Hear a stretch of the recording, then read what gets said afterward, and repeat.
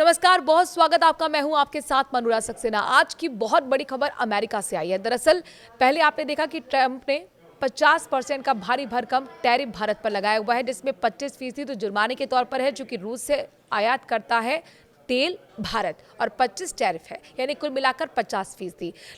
लेकिन अब 100% का टैरिफ का भार यहां पर भारत पर फोड़ दिया है ट्रंप ने।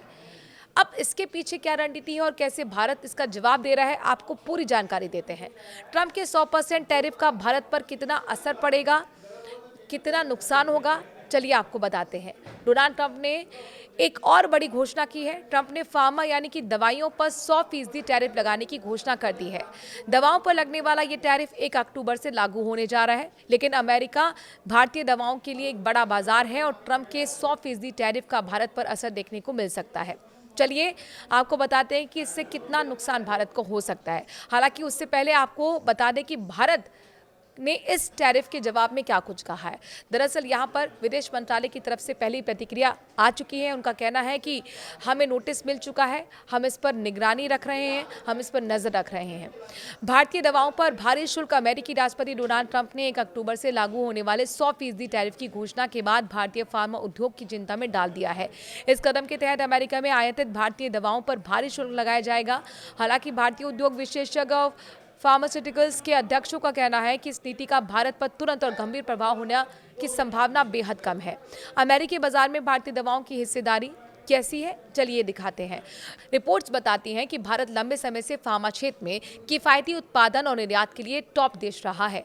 अमेरिकी बाजार में भारतीय जेनेरिक दवाओं की हिस्सेदारी लगभग 47% है, जो अमेरिका को सालाना करीब $200 अरब की लागत बचत प्रदान करती है। और साथ ही फार्मासिस्ट के मुताबिक अमेरिका पिछले 1 दशक से इस लागत बचत का लाभ उठाता रहा है और वहां पहले से ही कई भारतीय कंपनी के उत्पादन और रीपैकेजिंग यूनिट्स मौजूद हैं। अब टैरिफ नीति का असर किस पर दिखेगा, ये भी जान लीजिए। टैरिफ नीति का प्रभाव मुख्य रूप से उन कंपनियों पर देखने को मिलेगा जिनके प्लांट अमेरिका में 1 अक्टूबर तक स्थापित नहीं होंगे।